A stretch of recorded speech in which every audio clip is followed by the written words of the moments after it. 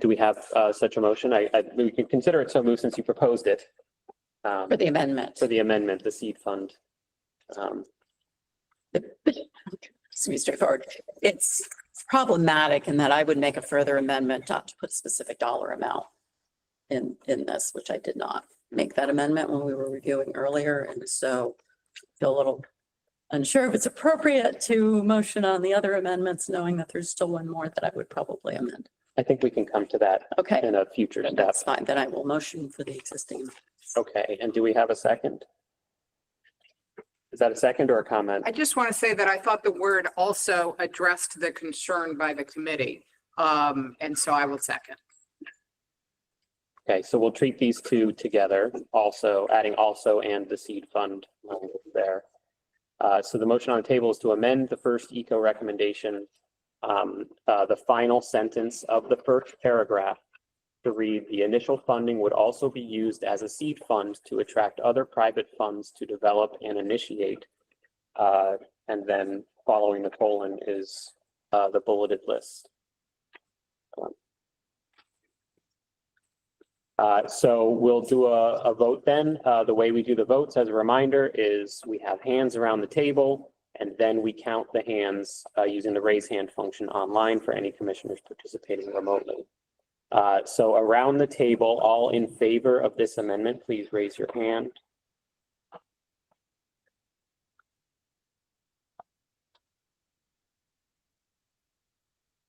Okay, thank you. You can lower your hands. In the online meeting, any commissioners in favor, please raise your hand using the raise hand function.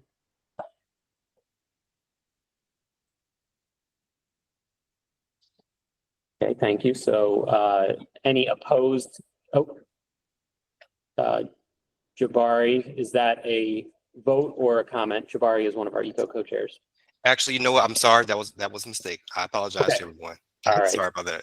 Sure thing, thanks. Okay, in the room, opposed to the amendment? Okay, thank you. Online, opposed to the amendment, please raise your hand.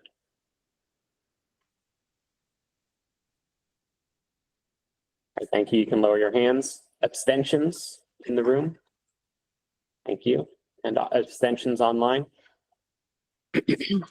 Okay, so the amendment passes. There were 15 yes, no, 1 abstention. So the recommendation will be amended.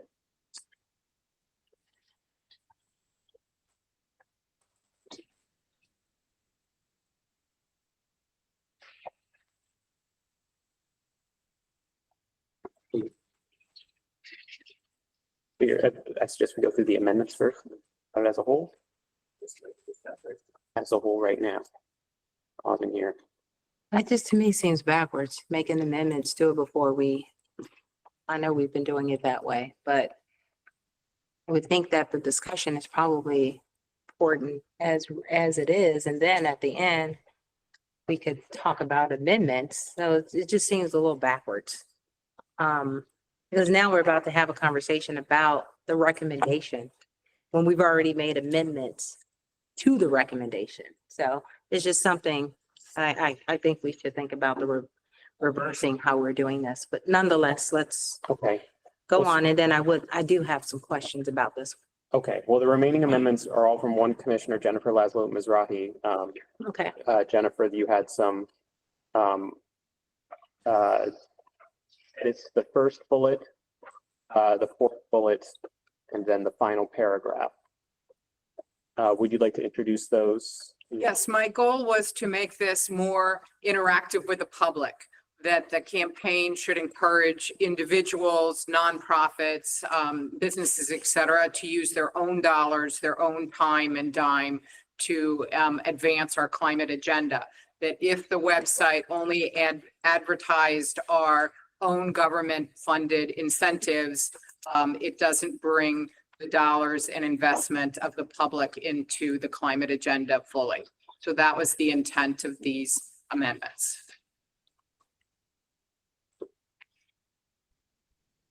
Thank you. Amy, would you consider these to be consistent with the working group's intent?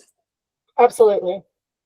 Okay, so Amy, it sounds like you're willing to entertain these as friendly amendments. The addition about alternate means beyond the website to the first bullet, the additional fourth bullet about communicating actions Marylanders can take on their own, and then effectiveness testing on messaging and materials. Yes. Okay, so we can accept all of those and turn to the amendment as a whole discussion. So, or to the recommendation as a whole. So this is the outreach recommendation. We've already accepted one amendment to talk about leveraging other funding sources. So open to discussion among commissioners on this recommendation. I'll start. Sure. Yeah. Okay, I have several questions about this one. First, it's a great idea. I love the idea of communicating better and making sure, that we have one message out to the public, and all the things that we're doing is available to the public. My question though is, I think a lot of the agencies that were mentioned on here, I know MDE, Natural Resources, and a bunch of others, we all have websites already where we're ensuring that we have all of this information available. It is separate, but we all have websites and resources that we're dedicating to this type of much needed, necessary communication. So I thought maybe we should think about that, just the fact that we're already doing it.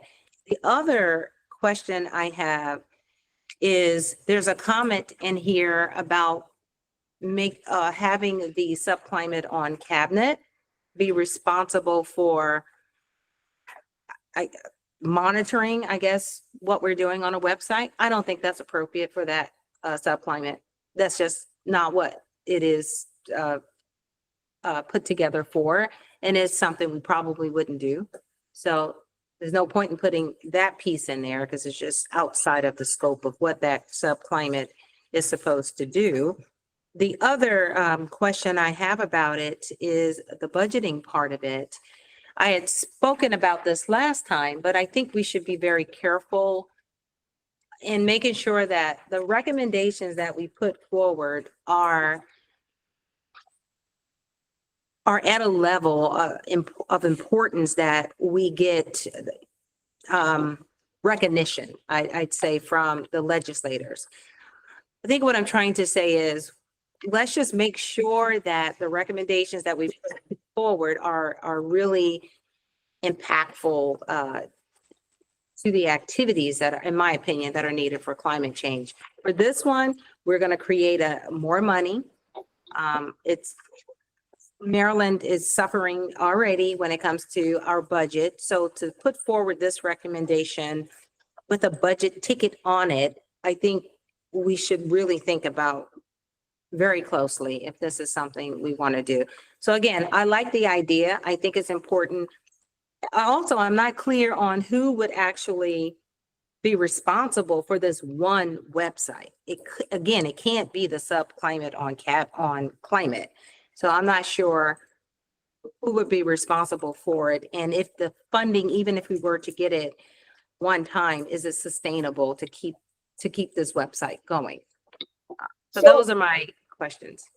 Yeah, so I can explain some of that. So this is way more than a website. This is a public awareness campaign. In fact, the website is a fraction of the proposed budget, and the website is an aggregator. It is pulling information from other state, federal, nonprofit sites. I think the bulk of the money is to try and message climate change action to the Maryland public, residential, commercial. So that is the proposal. It's also proposed to be overseen or run. The day-to-day operations of it would be a joint effort between MDE and the Maryland Department of Natural Resources. But we felt that it was really important that the governor's sub-cabinet on climate be part of that messaging. I think that's critical. They need to support and be part of the development of that messaging, which is why we added them. If you feel that that's not appropriate, we could absolutely take that out. But I mean, we're proposing a multi-year campaign with a lot, the vast majority of the money that we're proposing here would go to purchasing media. So broadcast, social media Okay. advertising, billboards, all of it. Thanks for making that clear. I appreciate that. Just another comment though, just based on that. Is it, I have to think about, let me think a little more about what I'm thinking, but this kind of campaign, is this something that this commission can do? That we can, let me form my thoughts, but I'm just thinking if it's a campaign on all that we're talking about and we're voting on, maybe instead of creating another model for campaigning all the great things that we're talking about and we're recommending, maybe it's something that this committee could do. I know it will end up being you, our office, but it's a thought. Yes, please. So, Madam Secretary, I think that's a wonderful thought. And I personally would be happy to lean in on that with significant hours and capacity. I believe this is the most cost-effective thing that we are proposing within the entire, set of recommendations, because by bringing in the private sector, the private individuals to lean into climate, we're bringing non-governmental dollars into solving our climate solution. So I do feel very strongly that the ROI would be tremendous. And if the staff of the commission is willing to work on this, I think there's others here who also might be willing to help. And I'd be happy to encourage philanthropy to also engage in this. Somebody online. And then we have a hand up from Kim, and then we'll go to Bill. Kim? Yeah, thanks. A little detail question and then a bigger question. The detail question is, Chris, can you scroll to the bottom of the recommendation? There's a, where am I, support? I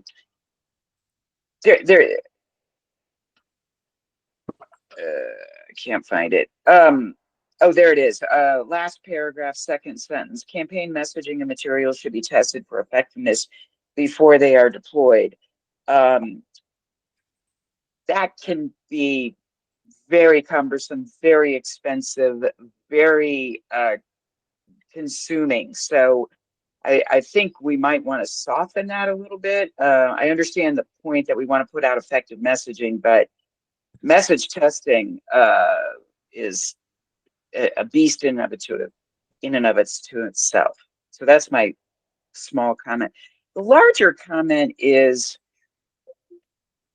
and I guess I'm riffing off a little bit of what Secretary McElwain just pointed out, is this is very prescriptive, right?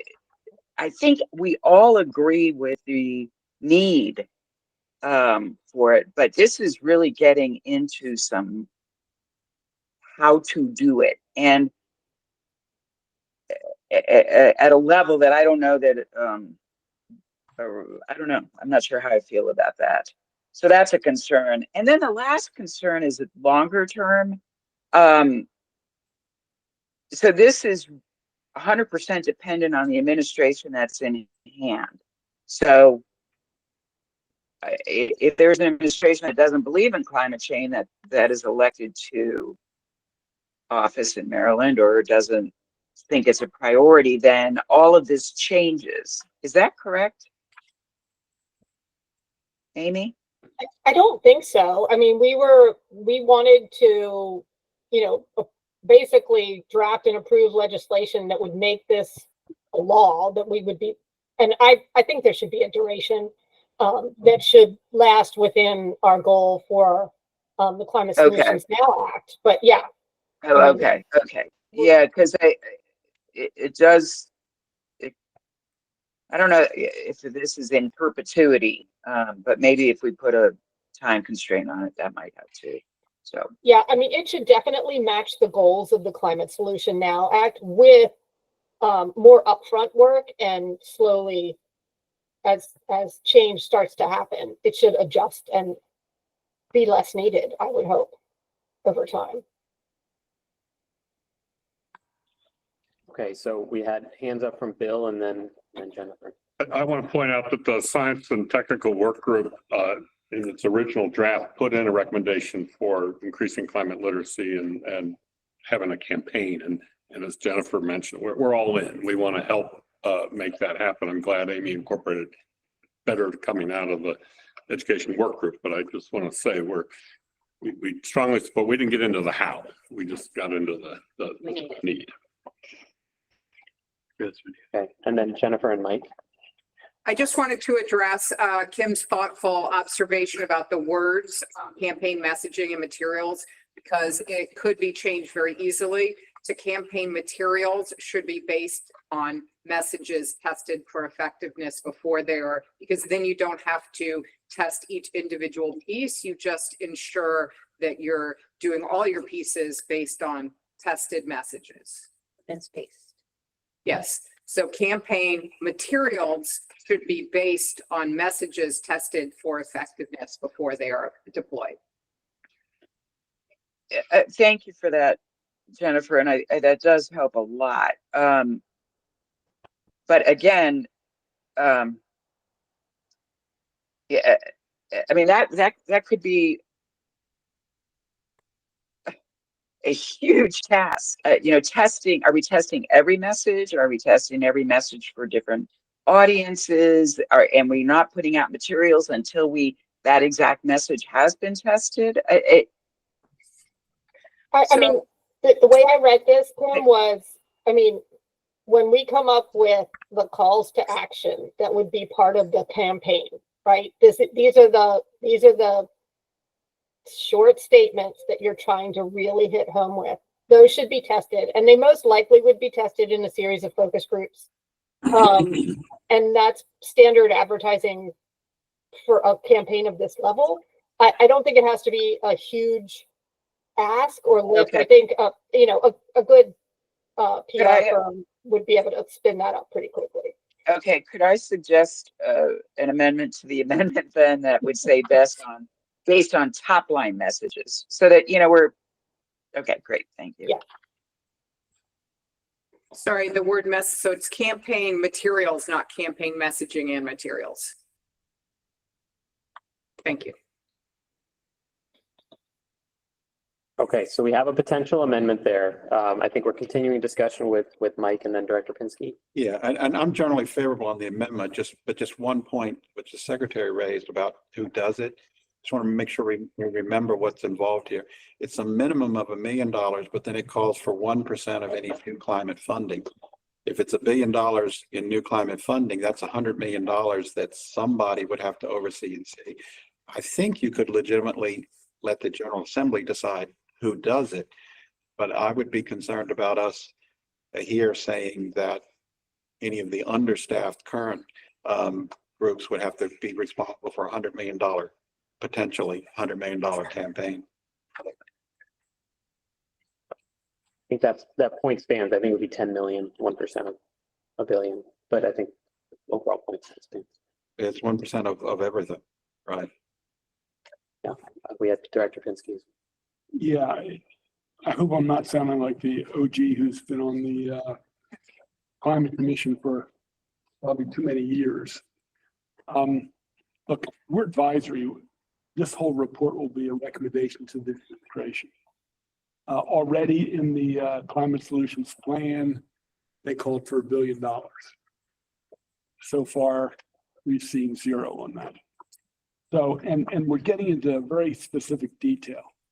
And I don't want to minimize our role in getting this right, but I also don't want us to not see the forest through the trees. And we're taking a lot of time, and in some ways, anything that costs money, I guess I'd almost suggest deferring until we get to the section on money, because that's a big question mark. You know, look, I am one of those at the front of the line who wants more revenue, and I support MDE and the Secretary's report on climate change plan calls for $1 billion. but I'm not sure I see that forthcoming in the next 12 or 24 months. So I don't want to see it stuck. And again, I don't want to say this isn't important. There's some broader views and broader discussion points I think are probably more relevant. So I don't know what that means in Yeah. terms of how we proceed and procedure, but again, there's a lot of pages here. And some are very significant. Some are more significant than others, to be honest. And to micromanage how social network external relations is being held, I'm not sure it's the right time for us to be spending. So let me just stop there. Okay, thank you. Yeah. Well, I think we do need to keep We moving. do have to keep moving. We have a lot. So we can call the question on this recommendation. We have an amendment up on the screen and there was one other suggested. If the chair is amenable, work Yes. through the amendments quickly and then turn to call the question on the recommendation as a whole.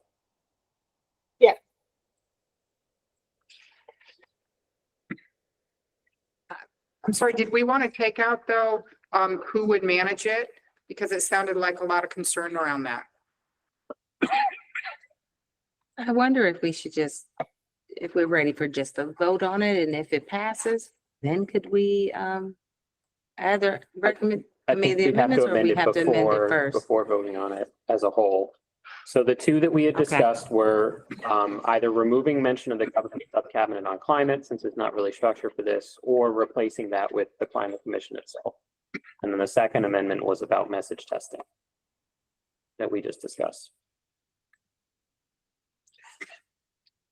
Sorry, I think there was a third, which was just to take out who would manage the period and leave that for the legislature later, which Mike Powell had Oh, suggested. I see. So Mike, you were suggesting maybe remove all of the mentions of the MDE and DNR.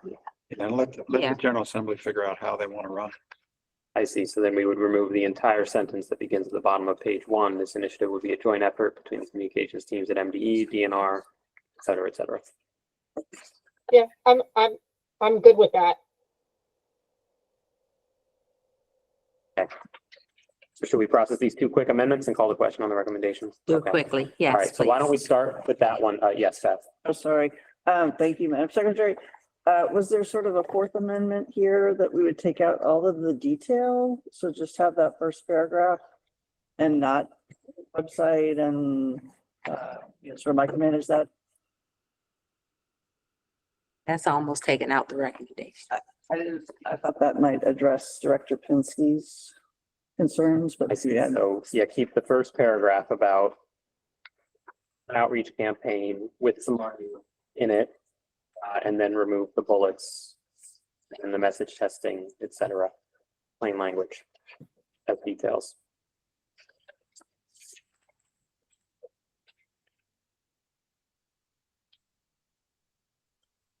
From my standpoint, that, I would say that would go against what we had originally discussed. I think over the years, this particular recommendation has grown from something that was very non-detailed to something that was detailed, addressing concerns at each commission, as we've gone through voting over the years, trying to really dial it into comments that we had received.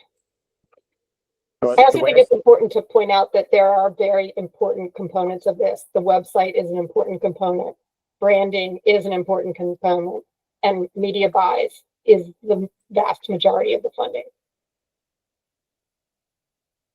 So the way I suggest we tackle this is that we resolve the amendment to the first paragraph, and then we consider whether to remove the others as the next item. Yeah, okay, so why don't I suggest we call the question on the first paragraph amendment, removing the sort of the responsible agencies. We'll do a quick vote on this.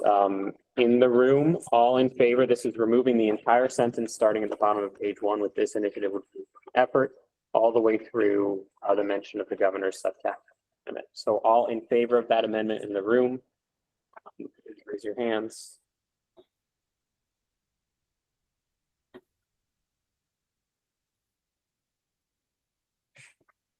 Thank you. You can lower them. Online, commissioners in favor of that amendment, please raise your hands.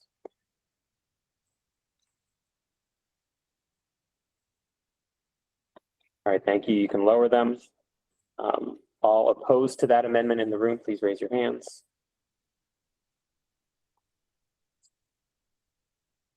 Thank you. And online opposed? All right, and any abstentions? Nodded. Okay, thank you. Okay, so this amendment passes 17 yes, 1 no, 3 abstained. So the recommendation is amended. So then there's the question of everything after the first paragraph. So we had a suggestion, Beth, you'd like to propose this as an amendment to remove everything following the first paragraph, all the extra details, and then the amendment would just simply be very high level launching the awareness campaign. Well, with appreciation to all the work that's gone into it, it sounded like around the table, there was controversy and that we wouldn't want to limit ourselves in not advancing a recommendation that would create some money for outreach and an outreach program by sort of bogging it down the details. So I would propose that all of these bullets be removed. Okay. Do we have a second? I would second that. Okay, so the amendment on the table here would remove everything following the first paragraph. Any discussion of that before we vote? I have a question. Yes. Would that change anybody's vote to be in favor of this who previously was not in favor of this? For example, Director Pinsky. Mine.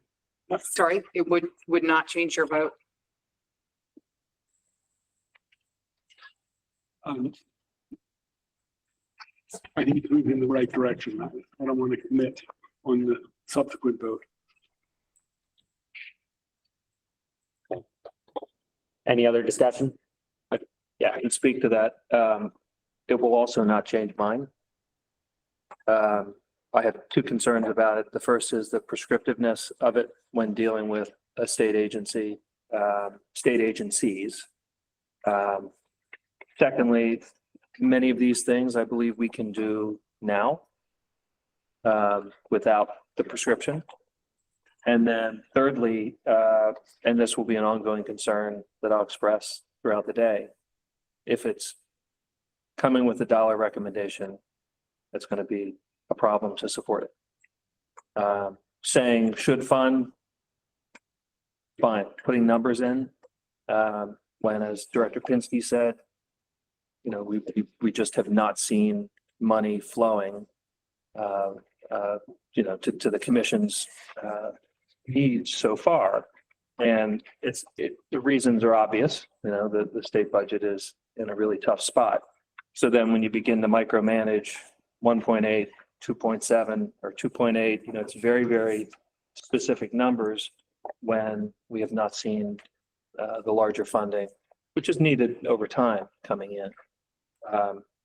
But the reason I would second the motion is we're trying to set this up for success. Yeah. So once there is money, the prescriptiveness will still be a problem. But before we vote, could you pull the thing down so we can see all the way down to the?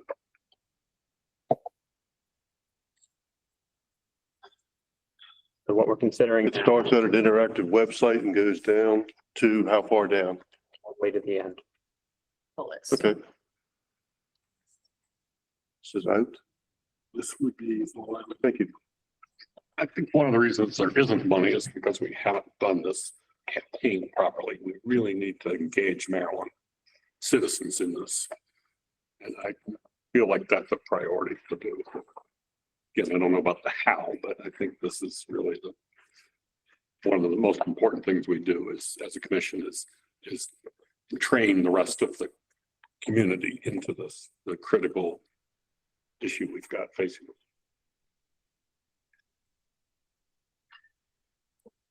Okay, any further discussion? All right, well, we're going to vote on this amendment here, which again is removing everything after the first paragraph of this recommendation. We'll go around the room. All in favor of the amendment, please raise your hands.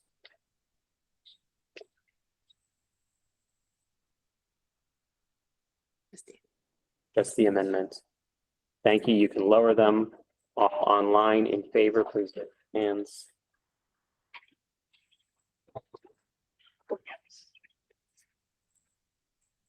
Okay, thank you. You can lower them. In the room opposed to the amendments?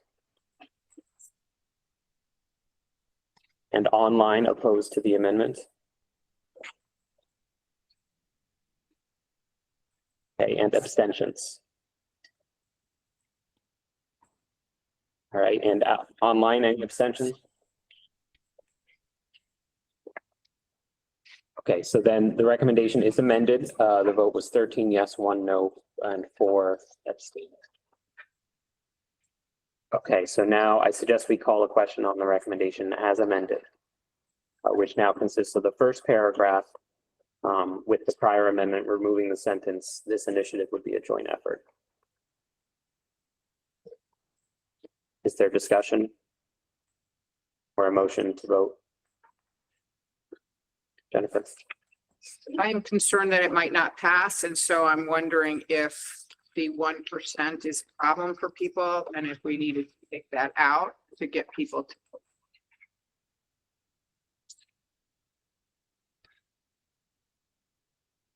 David?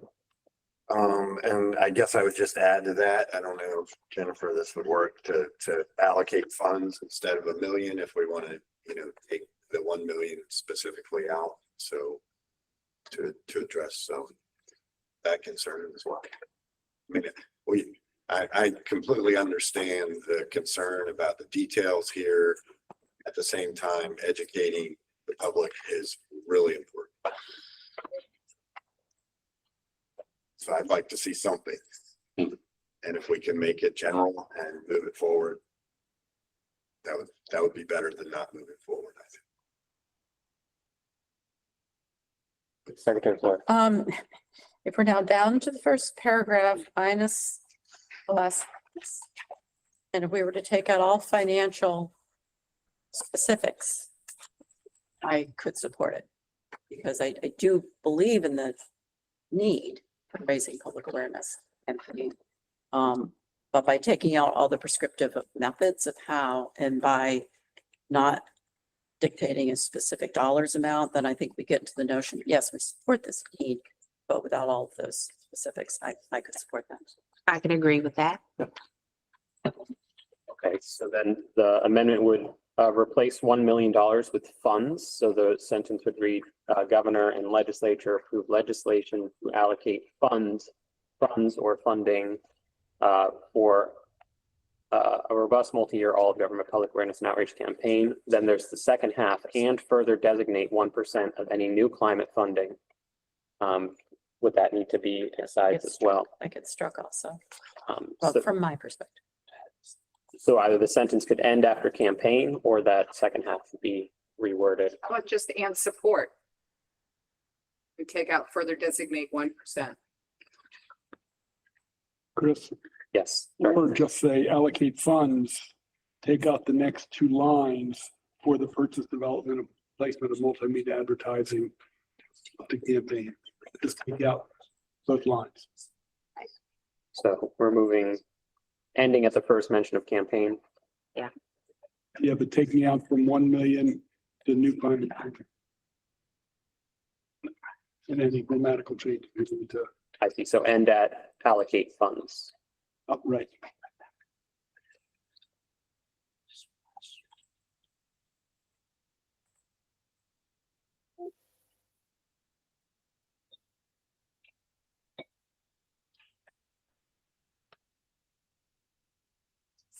Just to be clear, Is this what, sorry, to clarify, to confirm with Director Quincy, this is the suggestion?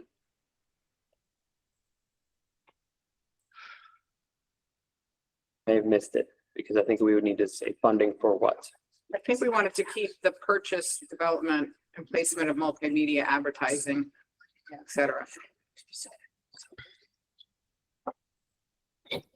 I feel like that's more Yeah. specific than just saying public awareness and outreach. Okay, thank you. Okay, so it would read, the governor and state legislature approve legislation to allocate funding for the purchase, development, and or placement of multimedia advertising. Support and expand the reach of the campaign. The campaign then would be referring to the bolded text in the recommendation, the outreach and mobilizing all Marylanders. Okay, any discussion of this? I think the way it is, it does kind of put a signal to Maryland, with us taking all of that out, that engaging Marylanders is really important. And so that is the message that, you know, could come out of this recommendation, which I totally agree with that piece. Okay, so then I suppose we entertain a motion to vote on this amendment and then we can wrap up this recommendation. Is there such a motion? Motion to approve. Okay, is there a second? This is for the amendment. Okay, and a second. Okay, so all in favor of the amendment on the screen here, removing the text that's struck through in the room, please raise your hands.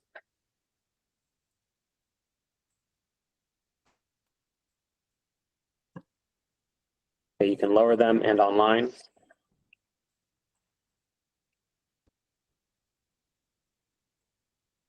Thank you. Thank you. You can lower them.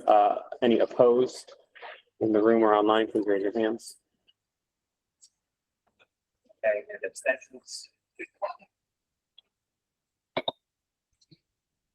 Thank you. So the recommendation is amended. And now I suggest we call the question on the recommendation as amended for inclusion in the draft annual report that will be brought to the commission next month. Is there a motion to vote on the recommendation as amended? Okay, is there a second?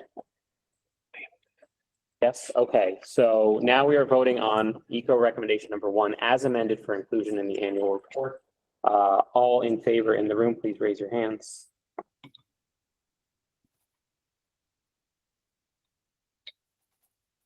Okay, you can lower them. Thank you. Online, are they still up? Thank you. All right, any opposed? Any abstentions? Okay, thank you. So this recommendation as amended will be included in the draft report next month. Thank you all. Moving on to ECO number 2. Amy. I'm gonna let Jabari's on the call. I'm gonna let Jabari talk about this one. Okay, Jabari, to see you. Okay, yeah. Good morning, everyone. Well, I guess I'll make this pretty quick. So the second recommendation was basically to develop Maryland's future generation of environmental and climate change leaders. And we looked at this through a 3-pronged approach. First was to advance climate literacy, where we were directing MSDE and New Outdoor Learning Partnership to review the state's new environmental literacy standards framework for different opportunities to incorporate climate change. And then we did decide to designate $2.3 million, which is approximately $100,000 per school system, for awareness activities and training for educators in Maryland. The second approach would be to develop climate action plans. Some of you may know there are some school systems that already have these, but this would be to request each school system to create a specific, measurable, and actionable climate plan to promote environmental awareness. The plan should be prepared to support and follow the framework that's already set in the State Department of Education's Climate Implementation Plan. And then the third approach was to expand Maryland Green Schools program. We decided just to allocate $500,000 to expand the statewide Maryland Green Schools program, which encourages participation from preschool on up through high school in all parts of Maryland. Funds will be used to support communications outreach, professional development opportunities, and also to expand the existing grant program for individual schools seeking to become a Maryland Green Schools. So that's recommendation 2. Sorry, okay, we did not receive any advance amendments, I don't believe, for this one. Chris? Discussion, yes, Secretary. Just really quickly, and apologies for not catching this when I was reviewing it before. That first bullet where it says, which is not specifically mentioned, under advancing climate literacy, the state's new environmental literacy standard frameworks for opportunities to incorporate climate change. I would maybe disagree with that. I mean, I think looking at the executive order, it talks about evaluating environmental and climate education and climate literacy within there. So I don't think we need the which is not specifically mentioned. The rest of this, we are doing under outdoor learning partnership. I do not know enough about the dollar figures that were put in here. I would, defer to our MSDE colleagues on that. But I would request just striking, which is not specifically mentioned, because it is mentioned in the executive order. Okay, Jabari, would you consider that a friendly amendment from the working group? Yes. Okay, Thank you. thank you. Other discussion of Eco 2? Yes, Director Princeton. Yeah, again, you've got 24 school systems. Some have 8 schools, some have 208 schools. I don't know whether it should be pro rata rather than a straight $100,000. I mean, to oversee that the program is being implemented in 208 schools, you're going to need a staff person and that's going to be $80,000 or $90,000. If you've got 8 schools, that was a fair amount of money. So again, I don't want to restrict the more modest rural communities, but I'm not sure it should be a flat 100,000 each jurisdiction. Right. And that was just an estimate per school system. Doesn't necessarily mean that would be the exact amount, but I definitely understand that point. Would you consider striking the parenthetical? Would that be helpful? Yes. Director Pinsky? Yeah, okay. So we'll treat that as friendly, unless Jennifer, Well, I'm a strong supporter of having dollar amounts, but I know others are not. And so I just wanted to get a sense of the room, because I would like to see this pass if we need to take the specific dollar amount out to get votes for this particular proposal. I think we're gonna have the same argument about the dollar amount here that we did before. So yeah, I think it's important to think about when we're putting money in these recommendations, particularly this one is really high. This is 2.3 million, correct? 2.8 for everything. 2.8 million. Okay. And that money is supposed to come from the State Department of Education? Just trying to make sure I understand this recommendation. So we're directing this Maryland Department of Education to allocate 2.3 million or $8 million of their money toward this climate literacy program, right? Okay, just making sure I understand. Okay. So then, yeah, Secretary Fuller. So thank you, Jennifer, because I think if we could strike any reference to the dollar amounts, then I could support it. I mean, we all feel that a lot of this is being done and already integrated, and it's important, but striking the dollar amounts would be very, very critical. Okay, and we have a hand up from Kim Coble. Thanks, Chris. I get it. I'm well aware of the budget problems and the deficits and the burden on agencies, right? So truly get it. On the other hand, for those of us around the table that are advocates in not within the government, we're putting these recommendations. We believe more resources are needed to do this work. And I mean, we hear it from you guys, right? You're often saying there's more burdens put on the agencies and there's no money to do it. So this is this circular argument. And I worry that if we don't acknowledge revenue needs, that we are, we're putting forth platitudes. On the other hand, putting in a dollar amount, like a designated dollar amount, pretty much is the death of the recommendation. I get that too. So my suggestion or thought, and there's people out there that are smarter about this than I am, but it is to acknowledge that, our recommendation is that adequate resources are provided to do these following things. That agencies are equipped with funding to achieve these things. So it's not a dollar amount, but we're also not silent on the fact that more resources are needed. I understand that. I think it is important if we're to signal that the recommendation will require support and funding. I think that's what you're saying, instead of just putting the dollar amount and kind of directing the agency to come up with this funding. Right. I And, understand where you're coming from.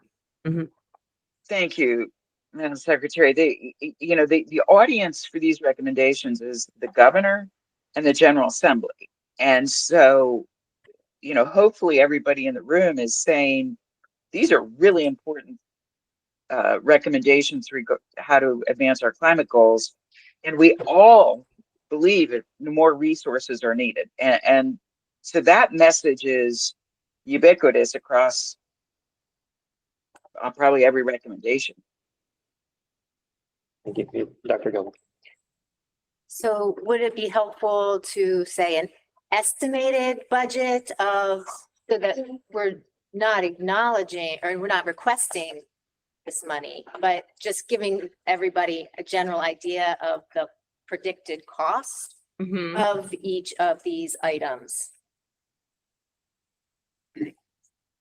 And Secretary Flora, and then Ben.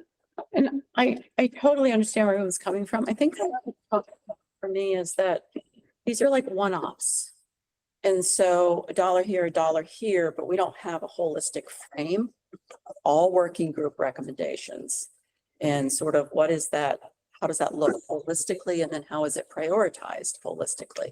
So we have not only, obviously, we're all trying to be, I think, respectful of, budgets, and clearly it's going to take money in some cases.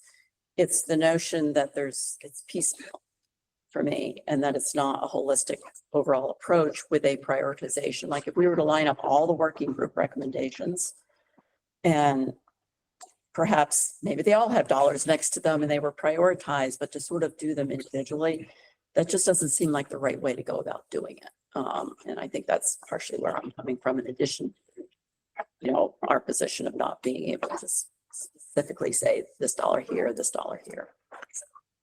That would, because at the same time, it's so important to make sure that, we have climate literacy in these programs. I mean, this is what we need for future leaders. It's so important. I mean, I'm talking about it a lot when I'm out there and trying to get students and others to understand climate change. It's real, it's new. So we don't want to block that kind of progress. But it's true. It's just, how do we keep the message where it needs to be and not enforce, but really recommend that we make this a part of, a part of the curriculum, lack of a better word. Yeah, that's where we are, because it is important. It's critically important for me in particular. So where do we go Hand from? up from Ben, and then I can suggest some wording. Okay. Oh, okay. This was just an idea, to get to the, this issue of not putting dollar figures in is, I don't know where if these, like the 2.3 million was determined because somebody actually did research to determine we needed $100,000 per school, or if somebody pulled it out of thin air. But if it was something that was researched, is that something that's worth mentioning in the report as the work group, not the climate change, but the subgroup has estimated this kind of funding is necessary, but the MCC members do not recommend a dollar figure at this time. That's just the research that group came up with. Something that's saying, look, this is the information that this group came up with, but no one's saying you should or should allocate this kind of money towards it.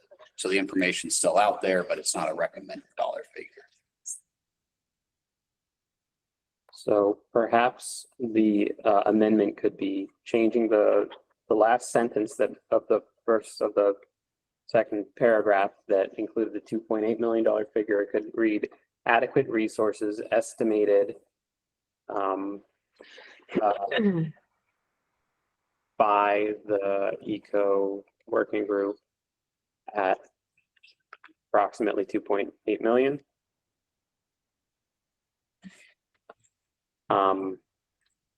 Should be allocated to, and then remove the specific other dollar values in the bullets, replacing them with the word funding. Secretary Flores. Sorry.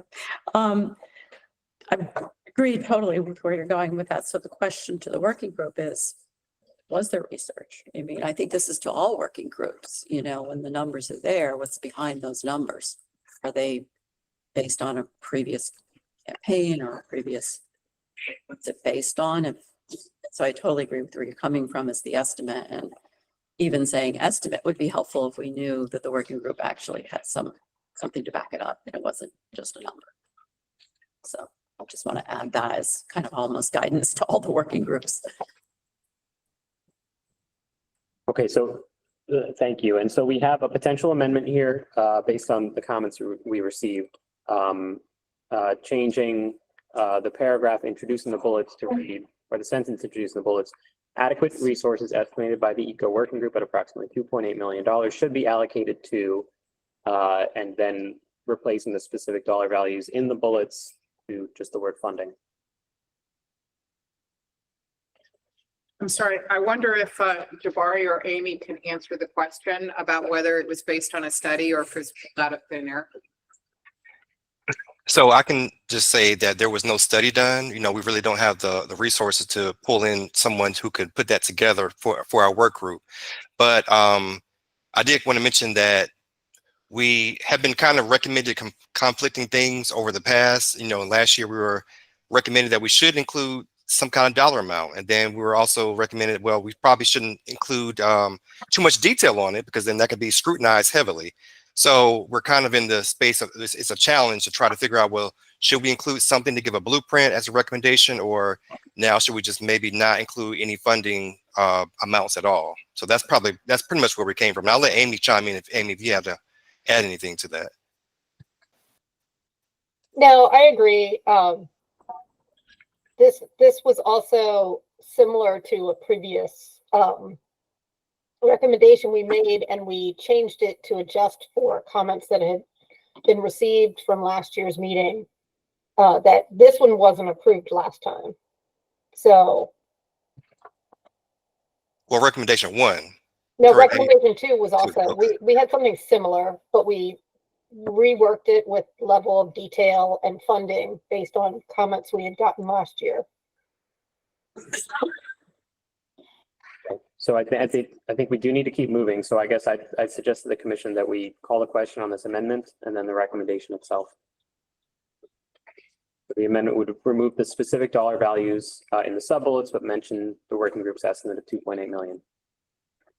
Is there a motion? Sorry, could we? I think we separate should those mention two it. different things. Two separate amendments? Yes, because I would vote for taking out the dollar amount and leaving out the estimation, given that it wasn't based on a study. Okay, so then what we'll do perhaps is, well, we have two choices, I guess. We can either remove all dollar values or include the estimate, but remove them. I mean, the fact that Jabari just said they just kind of made the number up, I don't think it's appropriate to put that amount in the recommendation. There's nothing really to back up the number. But we need to acknowledge that this is going to be costly. It's going to cost. There's a, you know, like what Kim was saying, and we probably should somehow mention the fact that we understand that this is not a free thing to do, but we just don't know how much it will cost, but it's a priority for the state. is basically, I guess, what we're Okay. trying to do. Maybe what we'll consider is removing all of the dollar values. So the sentence introduced in the bullets would read adequate resources should be allocated to colon, and then all the dollar values in the sub bullets are replaced with funding. Would anybody insist on including the estimate before we move on that? Can I? Yeah. Can I just ask a clarifying question? I thought I recall from last year that we were encouraged to at least give some sort of budget estimate in the recommendations. Is that not true? From last year's discussion? Even if we did, this one was made up No, in this case. Okay. I specifically remember voting no to several recommendations Okay. because there were dollar amounts. And Okay. so I know from my perspective, what I recall is don't put dollar amounts in there because Okay, it should be just by mere fact that it's recommendation makes the point that this is important. And then it moves on to the legislature and others to sort of say, well, how important is it and how much can be allocated? Because I think anything that makes it forward as a recommendation should be seen as important. And then others have to decide or get, you know, even comparables of, oh, we did this somewhere else, but it probably, but not in. I think this brings us to a larger issue of how, as this commission, how do we think about the budget items? And how do we look at it as a totality? Like, how much is all of this costing? Not right now, but maybe that's something we could think about the next time we do this, maybe next year, just talk about it up front, like what is the budget and how do we want to approach the budget for all of these recommendations instead of getting here and, going back and forth. Oh, well, that's too much. Well, that's too little. Oh, well, we shouldn't. Maybe we should just have a strategy of how do we deal with budget items going forward. But we need to continue down this road for right now, which we're going to have these conversations. We don't have a strategy. And thank you for what you presented. So I think with that, let's Question? let's do that. Okay, so the amendment on the table here is removing all the dollar values, just mentioning adequate funding. So did we have a motion for that amendment? We have a motion. Do we have a second? Yes, okay, great. So all in the room in favor of the amendment on the screen, removing the dollar values, please raise your hand.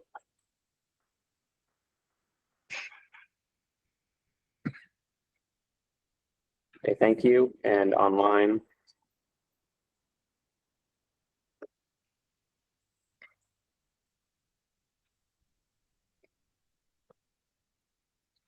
Thank you. Any opposed? In the room or online? Abstentions? Okay, thank you. So it is amended. 18 in favor, 1 abstained. Now we can call a question on the recommendation as amended for inclusion in the draft annual report. Do we have a motion? Okay, and a second? Great. Okay, so all in favor of including the recommendation eco number 2 as amended on the screen in the annual report, please raise your hands.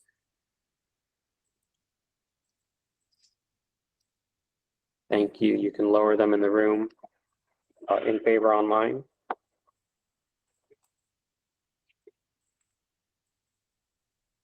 Thank you. Opposed? In the room or online, please raise your hands. Abstentions? Thank you. Okay, so this recommendation will be included in the annual report as amended.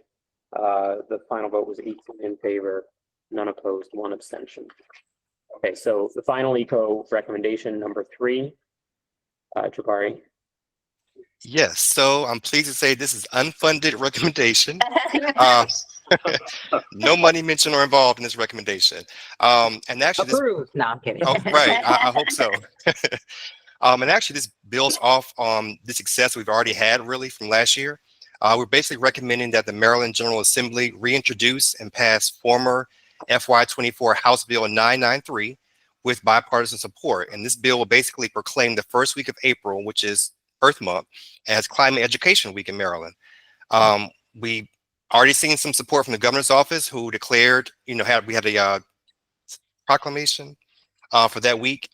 And also we had some support from MDE as well. So ideally we would have support from MDE and the governor that would, through a letter of information or support and or written oral testimony. And this declaration will basically provide a unique opportunity for state agencies, municipal and county governments, and private organizations to come together to celebrate climate and expand education in ways to mitigate climate change and also improve resilience regionally and globally. Thank you, Jabari. We have a Stein. Yeah, thank you. I just wanted to mention I'll be reintroducing this legislation in the 2025 session. So I hope it gets a positive vote. Thank you. Thank you, Delegate Stein. Thank you, Delegate Stein. And Kim? Yes, thank you, Delegate Stein, for your leadership on this, and thanks also for bringing this forward to the ECO team. I support it completely. I know the one concern that was expressed last year during the legislative conversation was the fact that this fell in the first week in April, and therefore legislators were really prevented from participating in it.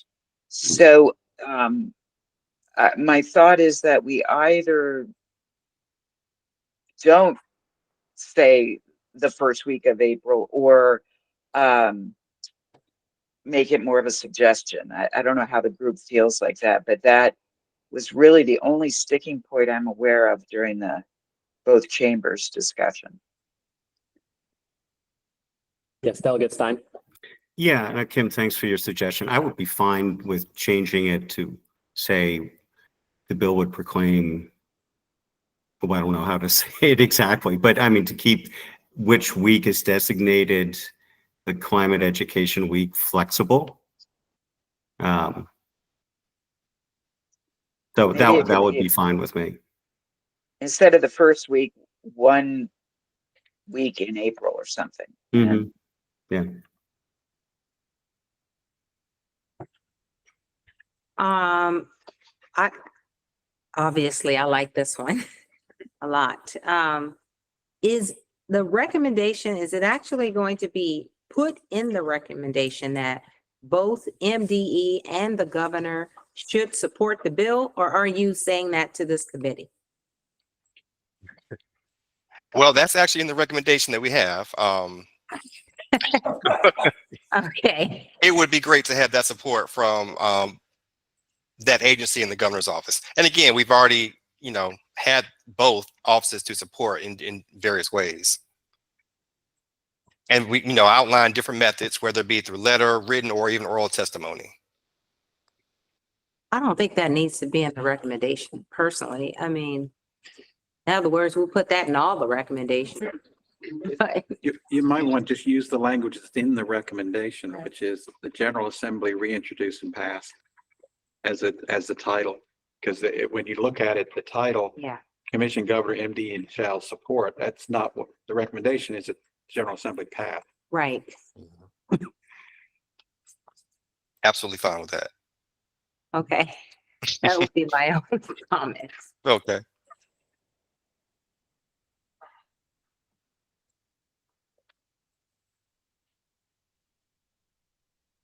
Okay, so we have a couple of amendments bouncing around here.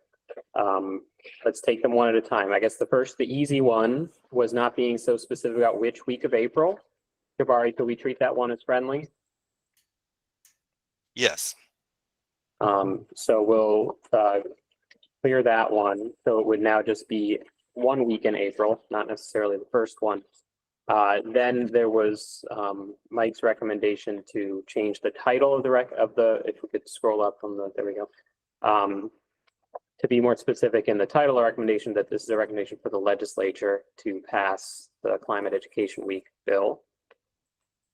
Rather than naming the other parties, and the associated one removing the sentence about support for the bill or through testimony. I think we could potentially treat those as one item. If everyone's amenable, any objections to treating those as one item? Okay, so I guess, Jabari, would this be consistent with the working group's approach here? I would say so. Only in lieu of, I guess part of the reason that, well, I guess one of the things that was questioned in the General Assembly last year, we did choose that week for a reason. And again, it was just more so to kind of kick off the month, so that, you have an entire month. Of course, we want this to be a year-round thing, of course, but, it's actually an actual designated week, April 1st to the 7th. That's the reason why we have that. However, any week in April would be fine.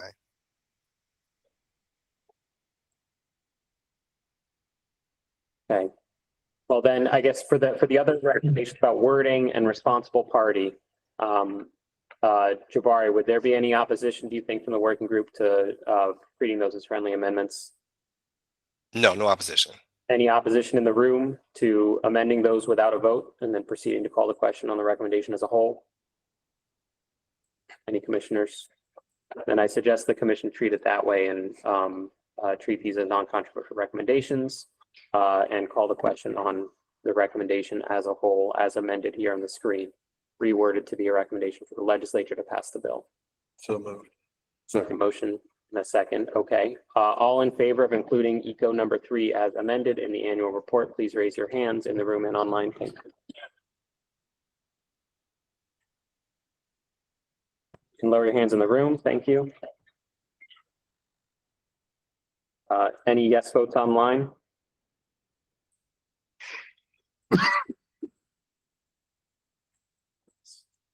Thank you. You can lower your hands online. Any opposed? Any abstentions? Thank you. Okay, so this recommendation as amended will be included in the draft annual report. 18 in favor, none opposed, 1 abstention. Okay, thank you, ECO. So we can move to the next working group here. Time check. We have a half hour left. We still have recommendations tabled from the Energy Resilience and Efficiency Working Group. We have 1 recommendation that wasn't approved yet from the Just Transition Working Group.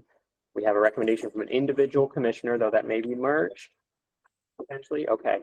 We have the new Energy Industry Revitalization Working Group.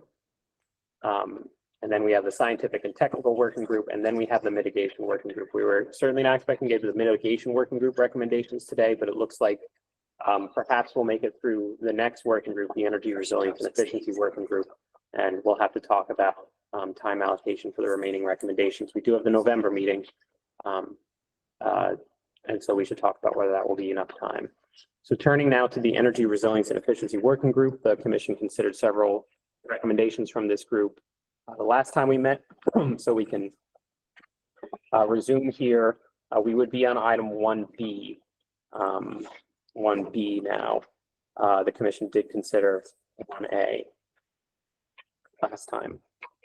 Andrew Place, our facilitator, has joined us at the table. Andrew, could you introduce this commission? Yes, well, 1B was the intent to, with forbearance of the commission, to continue the table. Continue the table. The working group is working on that one. Yes, as Okay. well as 3. Yeah, these are complicated issues and the working group requires the time to thoroughly discuss. Commission did table those at the last meeting, so if there's no objection, we could move them to the end of the list as the working group continues to chew on them. Okay. Yes. And then moving to number 4, All right, and if I'm, top half, page 5. all right.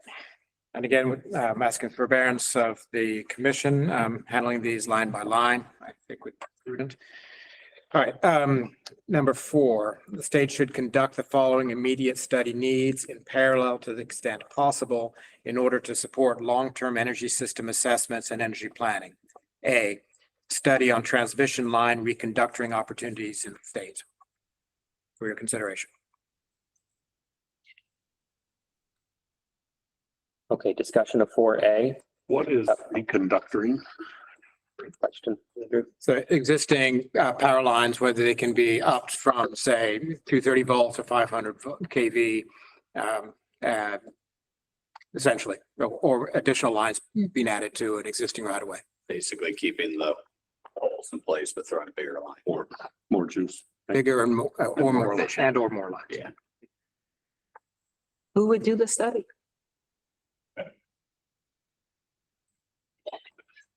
Everybody's looking at Paul. Oh, Yeah, Paul? all eyes are on Paul. Sure, why not? Should we direct Paul in here? Okay. Well, don't put me by name. Director Pinsky. That could potentially be a overall amendment recommendation, since the recommendation says currently the state should conduct the following studies. Right. So the question is, should be more specific, MEA, PS, et cetera. Can I offer a friendly amendment then that on this, MEA study, an MEA study on, Why wouldn't it be PSC? oh, sorry. Or PPRP, Or maybe it is. Huh? or PPRP. Who, That might be why they just said the state. I think we should be specific. Go on, Josh. I don't think the PPRP would be the appropriate body for this because they're a natural resource related evaluation groups. I don't think this would be our bailiwick. And what do you think? Well, if this is looking at financial incentives to go out, then it probably should come from MEA. If it's looking at the utilities building it themselves, that could fall more within the PSC. We'll probably end up having to hire consultants to do these. So I think it's usually, if it's going to be part of the state energy plan and or we're looking at throwing additional money for resources at it, I would usually say MEA. I don't know if Ian or Director Pinsky want to speak up to that.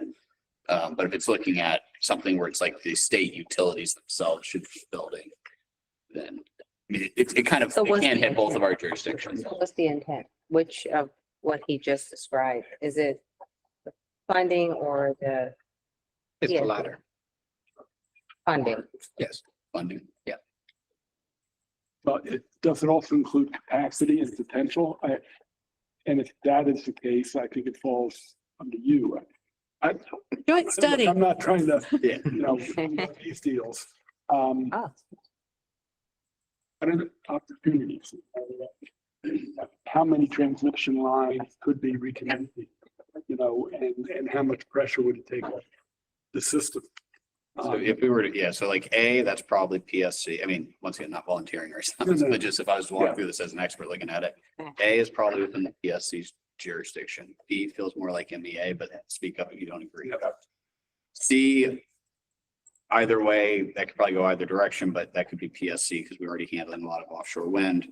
Viability of energy storage as a transmission asset, we're already tasked with dealing with standing up the 3,000 megawatt storage program, which that would probably fall under.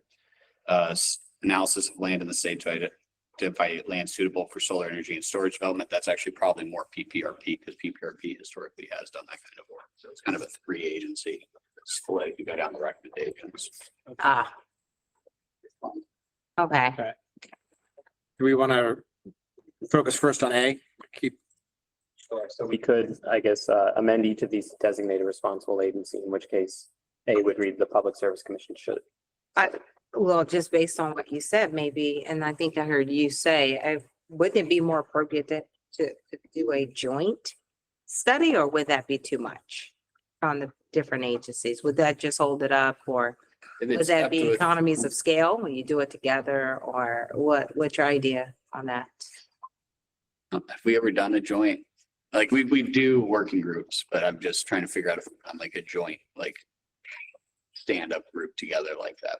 Maybe let me just say this. So, the transmission obviously impacts, the PSC, MEA, PJM, and there is precedent for that, right? The Power Act has PSC working with MEA as well as PJM on a study on interconnection for, points for offshore wind as one example. So I think that PSC can be the lead agency. It doesn't preclude, anybody else from participating. If we really want to, we can add in consultation with and say MEA if that helps people. I think that's how I would handle that. We got a hand up from David Lux. Thank you, Ian. That's why I was gonna suggest the PSC in consultation with MEA. I think that, Oh. I mean, we should be aware that if it's before the PSC, there should be more opportunity for other input, like from our office and Okay. whereas MEA does built to have that sort of structure. So yeah, I would suggest the PSC, and if you want in consultation with like Ian said. Yeah, that's typically how that goes down. Okay. So process-wise, I think we should handle all of those, not as individual votes, but identify the responsible parties and then handle that en masse for each of these bullets. Okay, so then with tentatively identifying the Public Service Commission, is there any other discussion on A? Are we saying in consultation? PSC in consultation with? Because I agree with David saying, I think we need to be explicit.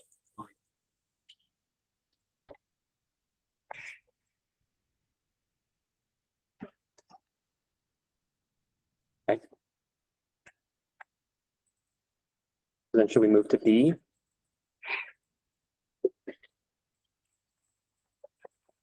So process, the red line in your packet, I understand, came out of David Lapp, People's Counsel. And subsequent to that, there's been a cohort of commissioners the past week, a handful who have been discussing further amendments. And I will hand out hard copies for you all. Thank you. You have to forget me.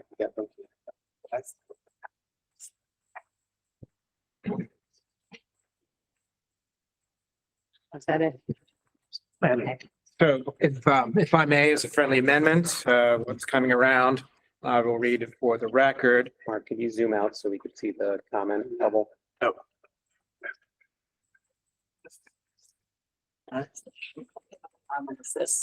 Yes. So what you're seeing in front of you and what's on the screen reads as the following. Maryland Energy Administration should study the expansion and extension of our nuclear energy capabilities, particularly including but not limited to small modular reactors. A report on options should be made available to the state and public within the next 18 months. The report should include feasibility evaluations for the economic viability and deployment of new nuclear generation in the state, considering scenarios that include and exclude both ratepayer and taxpayer subsidies and guarantees. Specifically, in assessing feasibility, the study should analyze the experience over the past 25 years of conventional nuclear and SMRs, as well as any new progress, including timing, costs, and affordability. These studies should include and evaluate site adequacy, then parenthetically, including at former fossil fuel plants and current nuclear plants. Availability of transmission assets and environmental justice impacts. Furthermore, the evaluation of impacts should include the overall employment and other benefits of new plant construction and operations. Where did this one come from? This was collaboratively, if I may, Kim Coble was on, People's Counsel, Jennifer was on, Paul Pinsky was on, I was on, and Michael was on. Oh, well, then that answers my question, because my question was just simply, how is that different from the assessment that you're doing now? But I guess it's a lot different. It's a little more detail. This is going into more detail, I'm assuming. Look, we're going to be introducing legislation Okay, during the session, which is now at the governor's office, which addresses this issue, but it's not okay. ready for prime time yet. So conceptually, we think this falls within the direction. But this will help, whatever you're trying to do, right? We think so. Okay, and we have a hand from Kim Coble. I don't know if this is for Andrew or Paul or who, but so this is saying this study will be done and it'll take 18 months. Does that give Constellation enough time on their, or does it give the state enough time to respond to where Constellation's deadlines are for Calvert Cliffs? On the relicensing? Yeah. Yeah, I think this is independent of it, the relicensing conversation. I don't think that necessarily. Independent. Really? Okay. Yeah, Kim, I think we're talking about a state policy. We shouldn't be driven by the private sector and their needs. You know, Constellation obviously runs and owns Calvert Cliffs. How this plays out is yet to be determined as far as you want to do this, whether it's at the nuclear reactor or old closed facilities or elsewhere. I mean, we know there'll be pushback from the public. Look, I'm a late addition to this movement, but obviously our study has pointed out that we don't have a lot of tools at our disposal to get to 100% clean energy. So I think this is, the state should drive, Okay. not a sector company. Okay, and David Sminik. I remember a number of years, not that many years, maybe 4 or 5, with part of the Clean Energy Jobs Act passage, there was a requirement for, I believe, PPRP to conduct a nuclear assessment. I believe that was finished, but I admit that my memory is, I haven't read it in a long time. So I'm just curious what the additions, I don't know how much that covered SMRs. So maybe this is more specific to that, but I am curious if folks around the table that were a part of that have any information about it. A number of this was already completed, or if there's still a need. My recollection, at least, is that study was primarily on, could we get the plant relicensed, the existing plant? Which, to answer Okay. Kim's question, may have more to do with co-location issues than this study. And this study, I think what it's calling for, and I suspect the legislation is addressing, is the question of new nuclear or nuclear expansion rather than just a relicensing, if that distinction makes sense. The concern at the time of the earlier study, still a concern, I guess, is what if Calvert Cliffs did not get relicensed? Because the original climate plan pointed out that if Calvert did not relicense in, what is it, 2030? Something like that. 35 or 6. So, yeah, that at that point, we fall off the map with green energy, but that was the concern, I think, at that time. Okay, so maybe I'll just make a quick process note, and this is also a question for Jennifer. Jennifer, was this also intended to address the individual commissioner recommendation later in the document? Yes, it was a merger of these two opportunities. It's also merging one of the recommendations a couple of pages later. Nuclear energy. A note for everyone to consider. Secretary Corr and then Director Pinsky. Yeah, I just, first of all, thank the group that came together and pulled this together. I fully support it, but I just have a question about the 18 months. Is the 18 months, because within the next 18 months, when and what's that 18 months based on? Is it just kind of, it's like, how do we know? First of all, I want to thank Jennifer for coordinating and taking the lead and trying to build consensus. I wasn't sure we could do it in 12 months, so I asked for more time. She came back with 18 months, so it was not scientific beyond that. Okay, just curious. Okay. Very quick note. I spoke to about 150 people about 3 weeks ago. I don't know if Preservation Maryland, a lot of rural people. And at the end of my speech, I asked how many people believe that the lights wouldn't go on. How many people believe that the lights only went on because of nuclear energy? 3 people raised their hand. 145 didn't know that 40% of our load is coming from nuclear. I mean, people on the street don't know. Rightly or wrongly, I mean, that's a fact. And we talked about an hour ago about education. And again, I'm not here to be a rah-rah for the nuclear industry. Trust me, I've protested them 40, 50 years ago. But the fact is, people in Maryland don't know. So I think we need to consider that as we continue our discussion. Okay. And as a context note as well, speaking for the working group, what was critically important to them is that parenthetical about closed fossil plants. So what is the value of that interconnection? Can it be monetized in the transition? And think about that conversely, or do these communities lose the jobs and the tax base that is associated with these sites? That was a critical point to come out of what was intended for the study. I'm struggling with this one just from perspective of, I mean, PPRP did this in January 2020. It's not exactly the same, but there is inclusion of SMRs, other expansion and new technologies. And I guess the other, so I'm wondering, there's a changing landscape, so we'll probably find some new stuff, but I feel like we did a bunch of this a little bit ago. And I guess my other question here that I hear a lot of in the NGO community and that I think about personally on this is, would you consider the kind of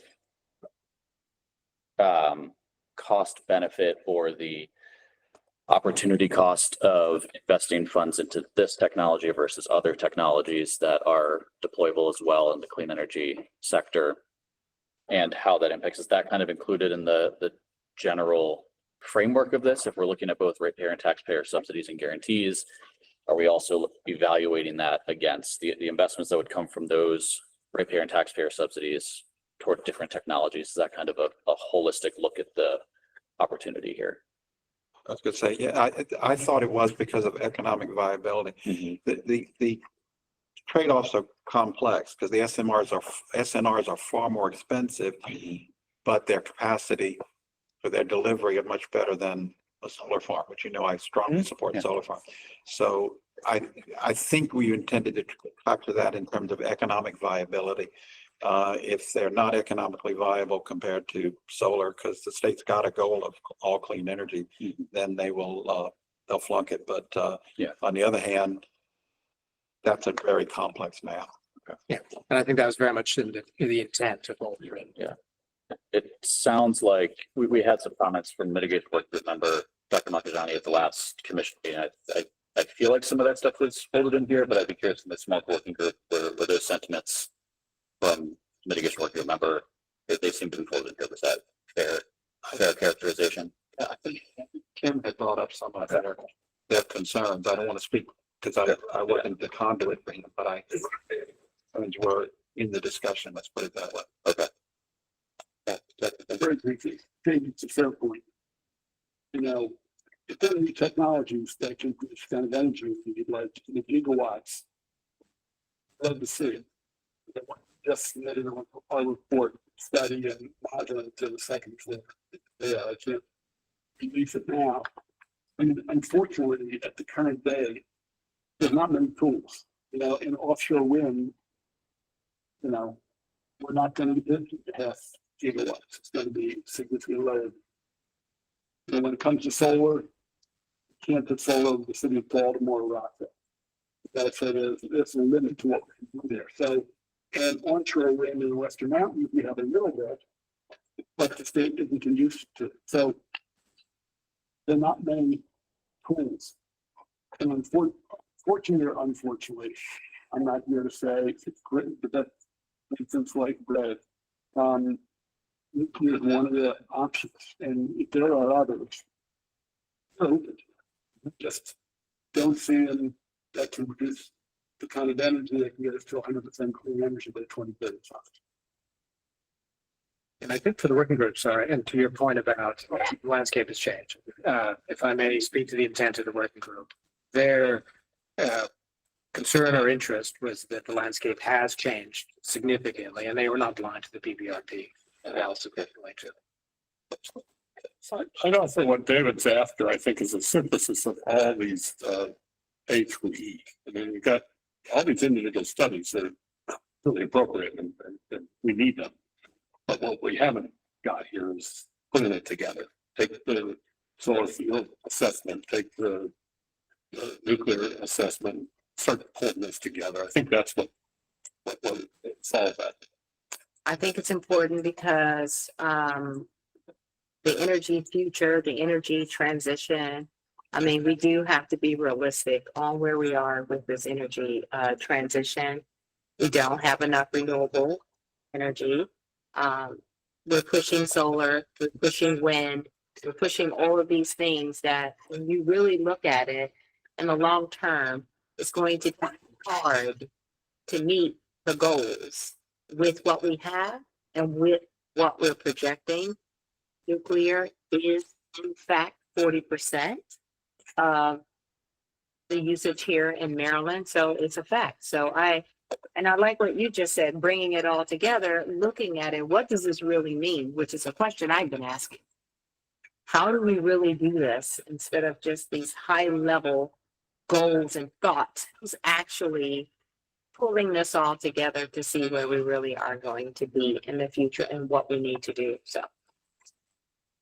Secretary Flora, and then maybe I'll just turn to process so we can, To this point specifically, because the integration is what's critical here, not just these parallel things. And so I would, on the amendment that in the very beginning, that basically says to support a integrated long-term energy system assessment and energy planning. We got a quick framework right here to support the integration of, I want to get integrate in there because the notion of all these parallels happening, but not getting to what it is we're actually trying to accomplish here, which is to integrate, have these things interconnect, almost seems to need to be stated in the very beginning.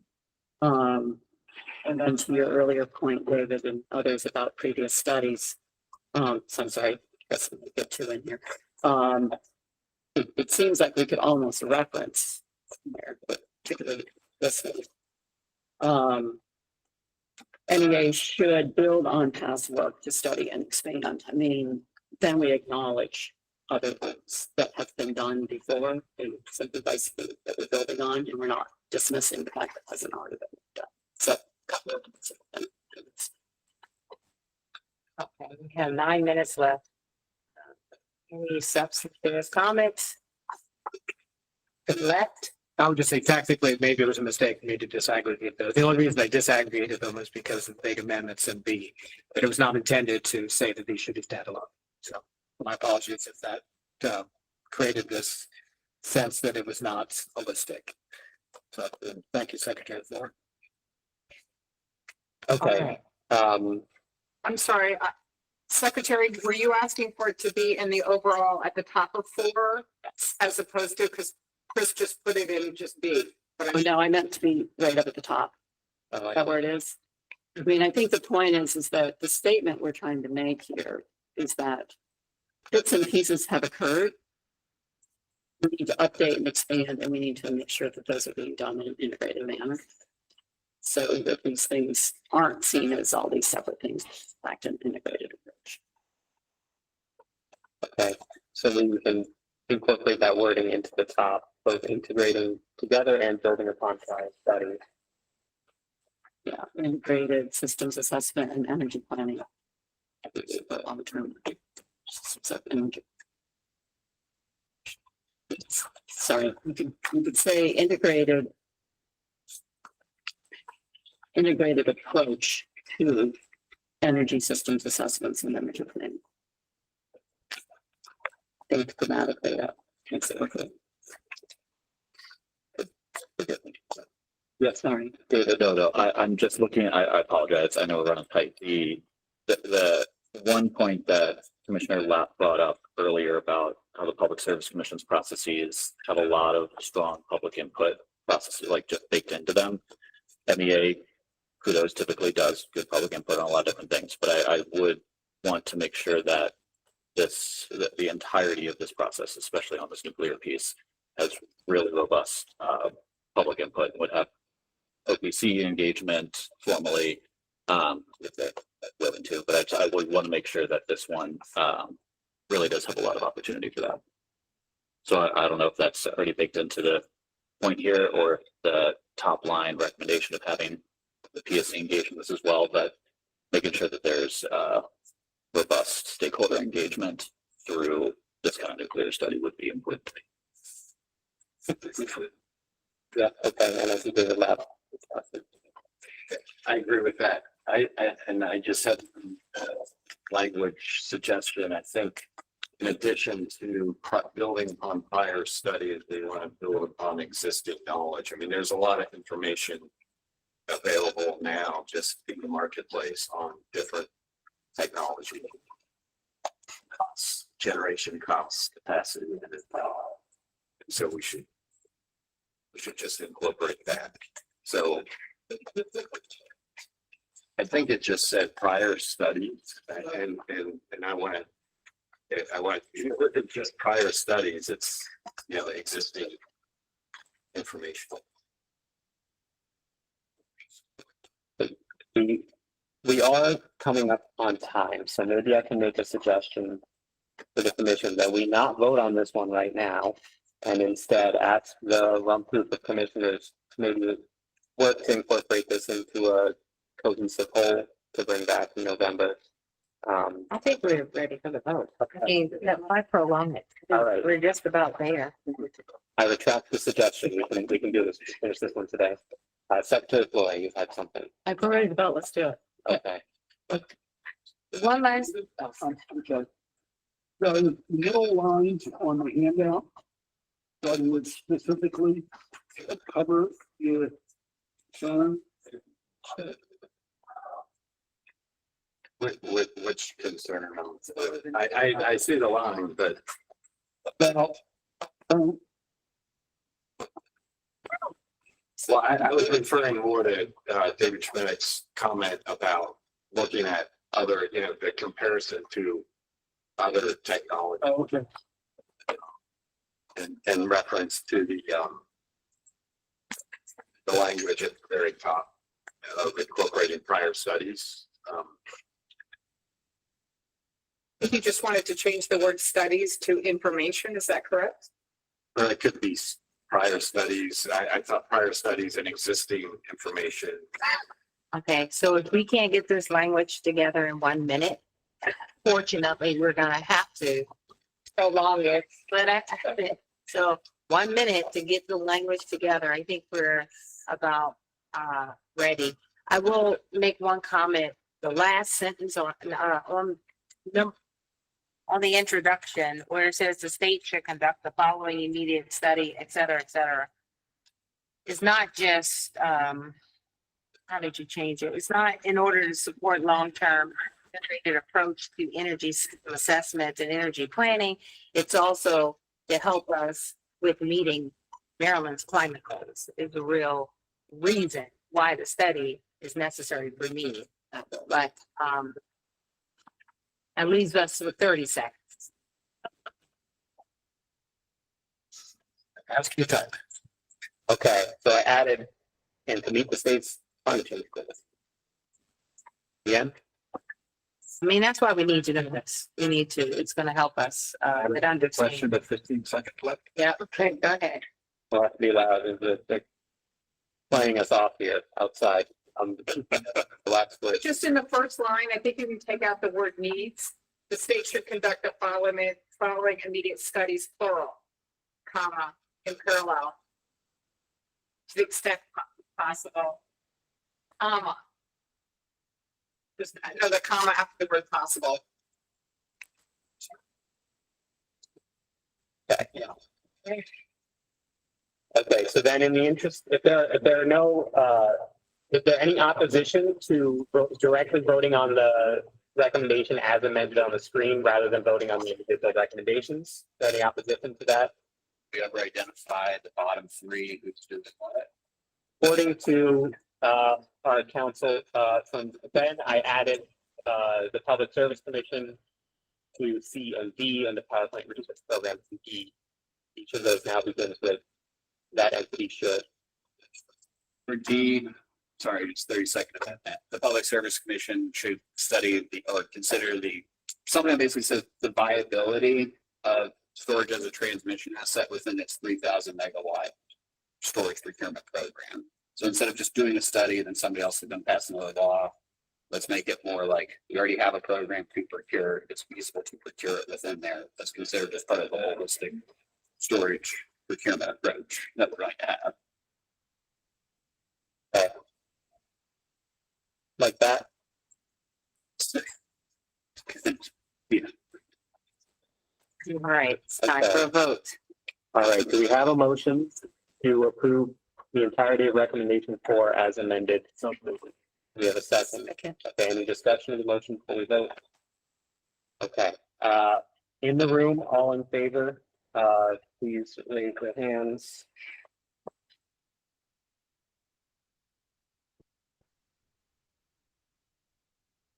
I think we can lower them in the room and online.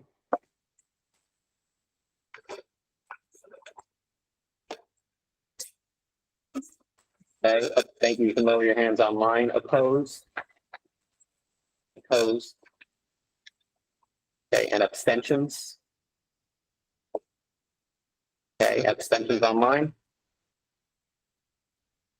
Okay, so this recommendation will be included in the draft annual report being brought to you in November.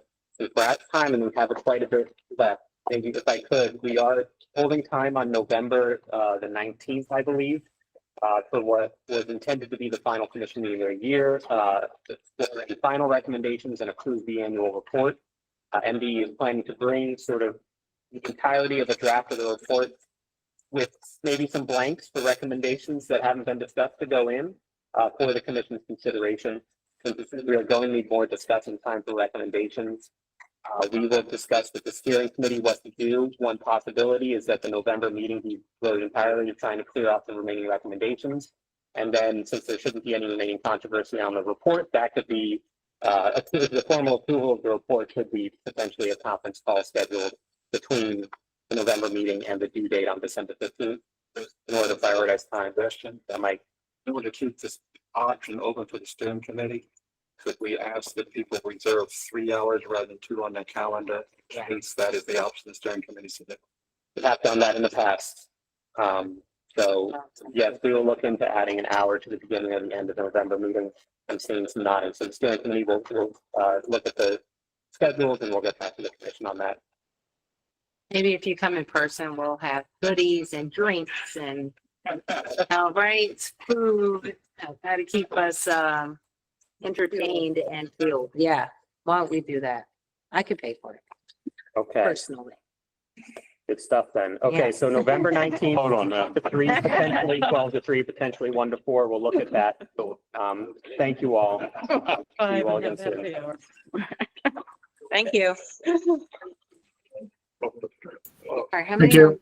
That study did mention SMI. Yeah.